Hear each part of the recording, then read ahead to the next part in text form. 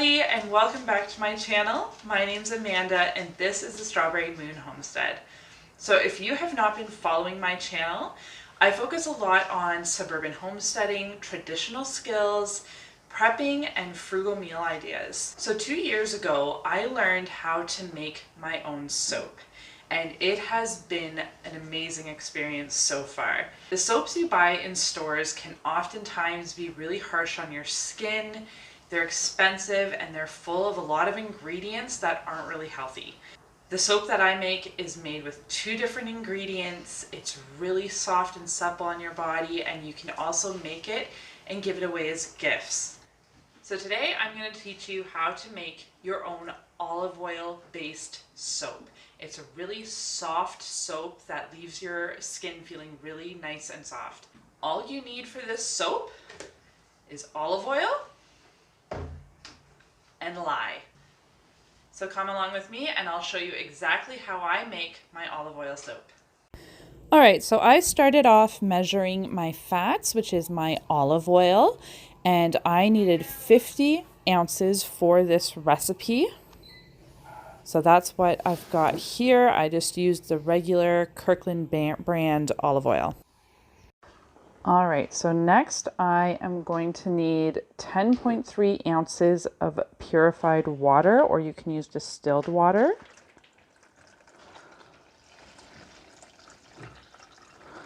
Oops. Obviously, I'm going to have to take some out. It's really good to be accurate with your measurements here.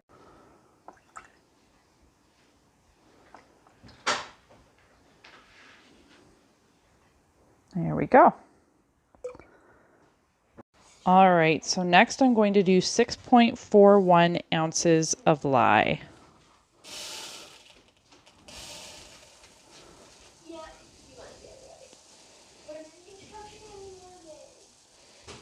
All right, so now I'm going to add my lye to my water. Do not add your water to your lye or it could explode on you. So I'm just going to stir this in until it dissolves, and then I'm going to put it in my garage because it's pretty potent, and I'm going to wait until it's 100 degrees. All right, so the temperature of the lye water mixture has come down to temp at 100 degrees, and now it is time for me to mix in the lye concentration and my olive oil. So I just use a typical hand blender for this, and it takes a little bit longer with the olive oil than it would with a large soap, I find. So this would take typically about 10 minutes for me to get it to come to trace. So trace is what you see when you can move your spoon or your blender and make a line with the liquid and you still see the line on top. I'll show you in a second what that looks like. So once I have my mixture just about coming to trace, I'm going to add in my scent. So I'm adding a nice bergamot scent to my soaps this time. So I am going to keep mixing in this mixture until it gets thicker and I can see trace. So you can see my mixture here has gotten a lot thicker and a lot creamier looking. And when I take the liquid and kind of move it over the mixture, you can see a very slight trace there. You can just see some left on top. So I'm going to keep going until I reach a thicker trace. This one here is a lot more noticeable. So I'm going to call this a good trace and I'm going to get my soap in the molds. So these are my molds. I absolutely adore these molds. I got them from Amazon. I believe they were about $10 each. It was a few years ago that I did get these, and they just have the cutest designs on them. They just make great soaps, which is also really lovely because I can give these away as gifts really easily because they just are really cute. So I am just going to ladle my soap mixture into the molds and fill each little cubby up there to the top. So it is important to move fairly quickly while you are filling your molds because your soap will start to solidify. I do find with the olive oil soap though that it takes a lot longer for it to solidify than say a large soap or a coconut oil soap. When I did my coconut oil soap, it was starting to solidify in the bowl before I'd even gotten it into the molds. So when you are doing your soap making, you do want to move a little bit quicker to get it in your molds so that it can set in there. So it's also important when you're wanting your soap to set that you keep the heat in your soap so that it kind of gradually cools down. Otherwise, it might not set properly. So I set cardboard over all of my molds to keep soap from getting onto my towels.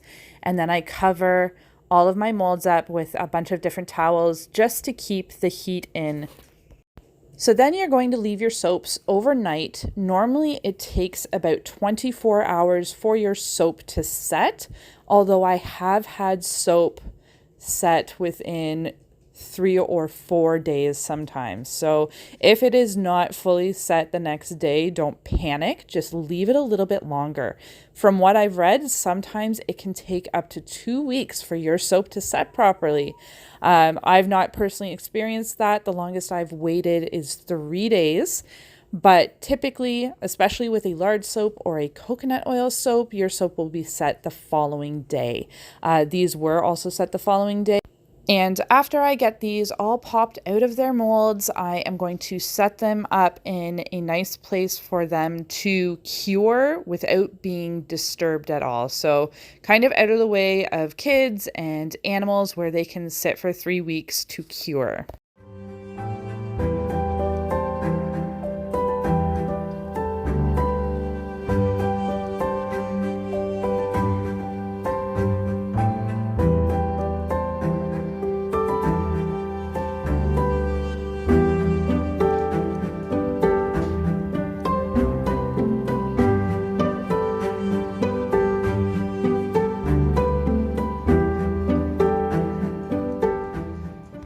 All right, so yesterday we made our soap and I left it overnight to set.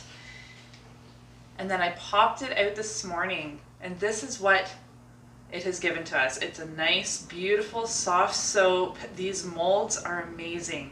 They were like $10 on Amazon and they just make the cutest little soaps. So at the end of the day, when I've made all of these bars, I believe I have 23 bars, it costs 86 cents per bar to make these. When if you were going to an artisan shop or to a local seller or something, you'd buy these in between $4 and $8 for a bar of soap, and I made mine for under $1. The last time I made a bunch of soap, it lasted us 2 years. So this soap is not only a great frugal way to save money, but it's also way more holistic and way better for your skin. And it's just so simple to make. All you need is the time to let it set. So I'm going to set these up. You can get little plastic sheets that you can set these on with holes in it for better circulation.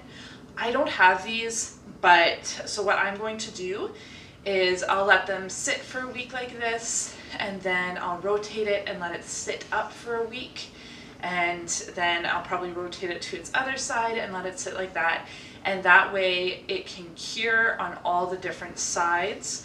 These soaps need to cure for about 3 weeks. You could use them right now, but the lye is harsher on your skin and it won't really make as good of a lather.